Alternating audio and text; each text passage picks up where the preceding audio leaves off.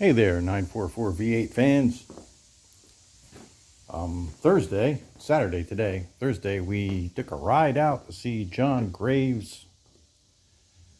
He's south of Hagerstown, Maryland.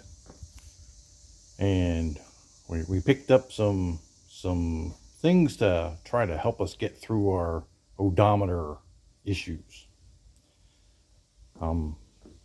First thing we got was, well, he gave me this motor. So this drives the odometer. So we might try popping that in our gauge cluster, since I'm pretty sure that this is probably the problem we're facing right now. And the other thing we got was another gauge cluster, which is in pretty good shape. Not perfect, but doesn't need to be perfect, as long as it looks halfway decent and it works. Now it says 1987 944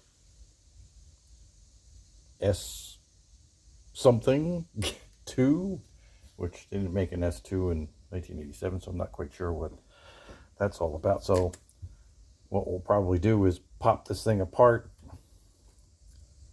pop the speedometer out of it, have a look at the odometer drive gear just to make sure it's there and it's all in one piece. And probably the simplest thing to do would be to just pop this gauge cluster in, since it's plug and play.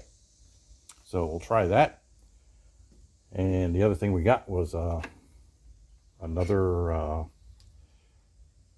vent insert for the dashboard.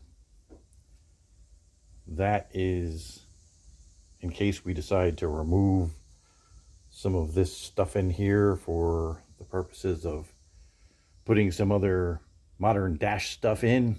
So that way we keep our original and, you know, cut this one up. And the other thing we picked up was he had a set of Turbo S axles. That's these two right here. But it turns out they're not in very good condition, so he just gave them to me. And we have another set of axles that are in need of boots. One looks like it's been rebuilt at some point, so we'll check all them out. We have to replace the passenger side one or take it apart and rebuild it, whichever. I mean, it seems like a good axle, but it's the boots are all dry rotted, and since I put that speed sensor in there, it kind of nicked the one boot, and it is starting to leak some juice out of it. So that makes a mess, and it's not good for the axle. So, all right, let's figure out what we're going to do here.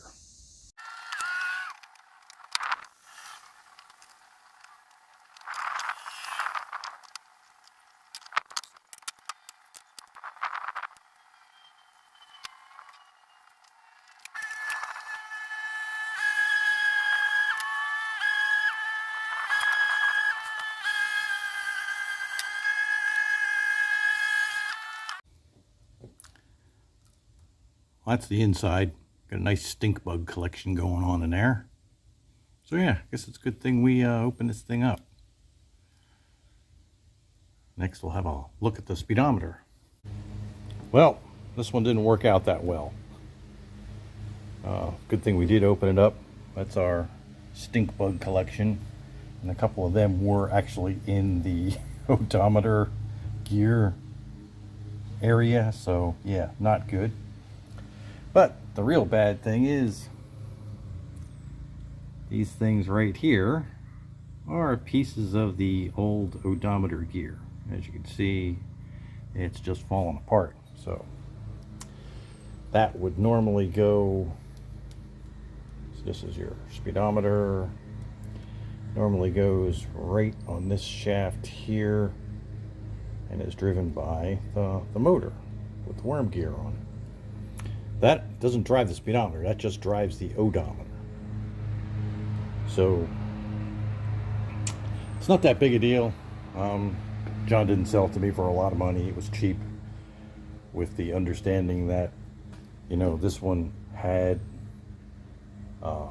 trip meter miles still on it, so the chance is that it would actually be good, because if you typically when these things start to go wrong and it starts sticking, first thing people do is start hitting the trip meter reset, and that eventually resets it to 0, and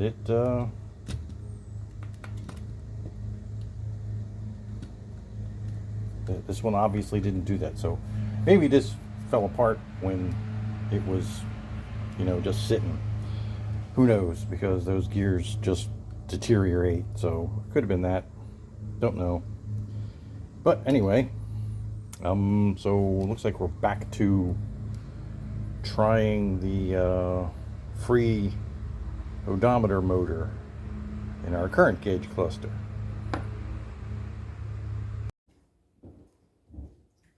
All right, so we've got our gauge cluster out of the car. Smells funny. Smells like burnt motor to me. So I'm thinking this is probably smoked. And there's no easy way to test it either. So we're just gonna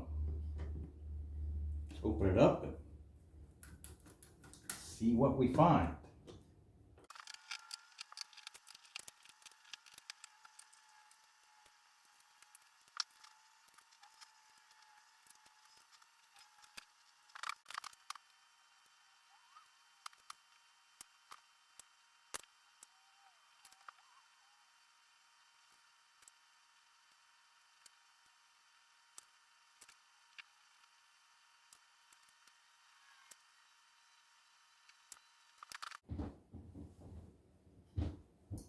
All right, so we got our original motor removed and our new motor soldered in.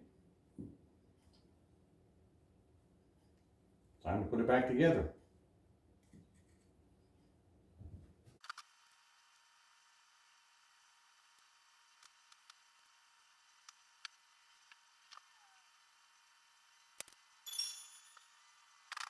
All right, so it's all back together, and hopefully you can see before I was spinning the motor and incrementing the trip meter. So that all seems to work now. One thing that I'm kind of worried about is normally you have this here is a slug that goes inside the solenoid that resets the trip meter, and this plastic piece hooks onto this bar. So basically when you push this bar that way, so we can get in the camera here, it'll reset the meter. And I know the first time I put this thing together, this was actually getting jammed up, and that was what was jamming the odometer. So I think for right now we're going to leave that out, and I don't know, maybe we'll think of something easier to do in the future, because it seems to me you would probably, so this thing fits right into this slot right here, which is a hole, which, I mean, you could put a hole in here and then put a hole in the cluster clear face and just put a rod in there. So you just push the button so it would do that. Oops, that wasn't supposed to fall out. And that's another thing you got to be careful of. These 3 rubber pieces here are actually spacers that hold the speedometer at the right distance. I think mainly so that works, but hey, what do I know? All right, let's get this thing back together, see if it works.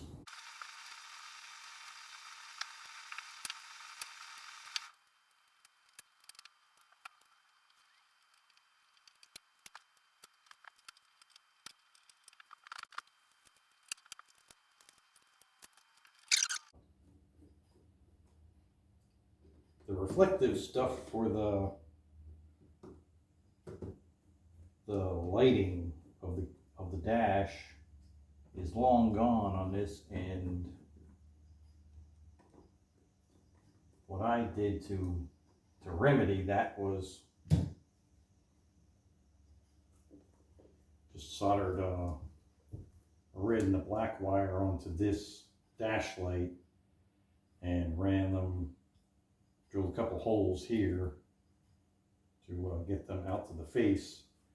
And you may have noticed I have this is actually black tape covering a reflective piece, and there's 4 LEDs in there that just reflect off of that and up into the dash. They're blue because that was what was laying around.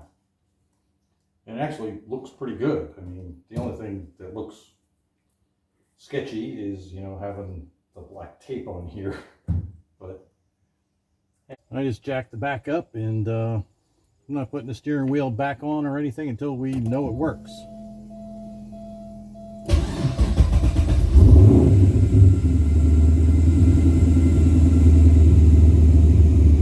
That's not good. The tack don't work.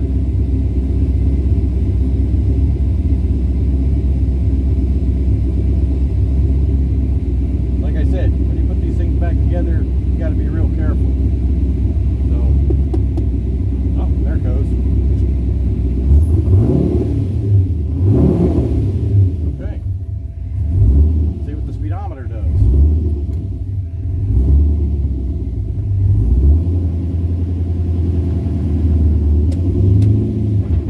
Helps if I take the parking brake off.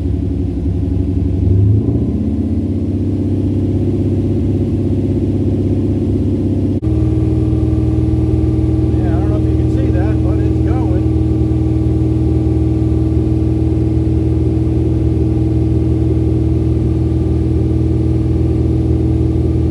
Half a mile.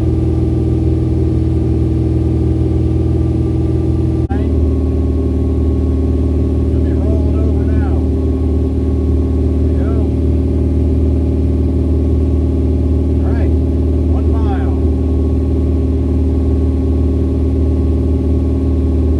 1.1 just to be sure.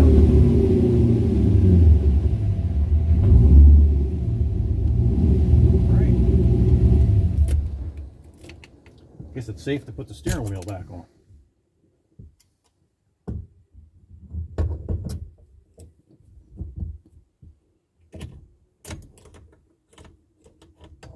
Last time I did this, I forgot to tighten the nut.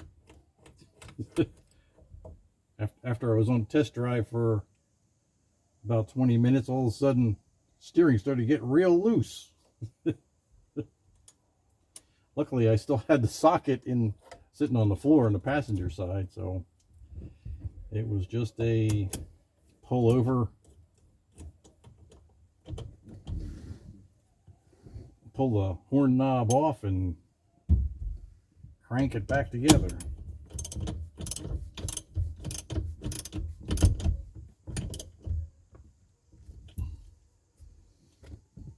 All right, done for now.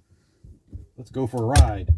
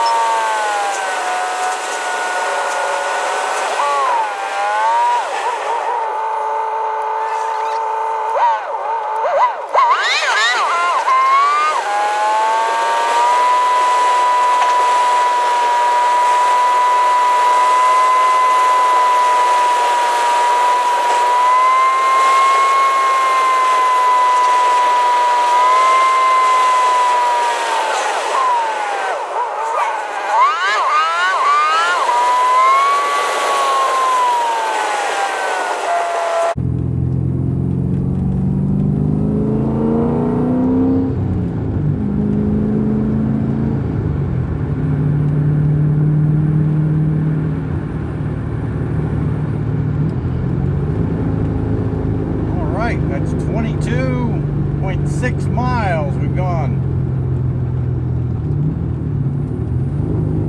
without any problems. So, hey, I hope it works.